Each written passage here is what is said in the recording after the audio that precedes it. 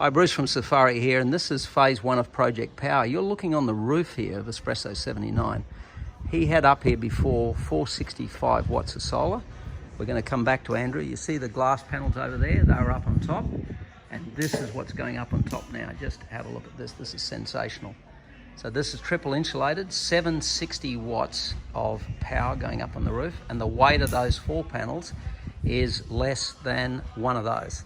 Correct. And Andrew, you're going to have power to run that coffee at what time of the morning? 5:30. 5:30. We'll be charged up. We'll be brewing. We'll be light as. The biggest thing for us is at the moment we're chasing a weight reduction in this rig, especially over the RSN. There's a few things that are happening, but the power here, the weight reduction, the simplicity, streamline, it's all happening, and it's called Project Power. So watch this space. And look how Andrew's done the trim here. The black, look at this, it is so good. How good's that?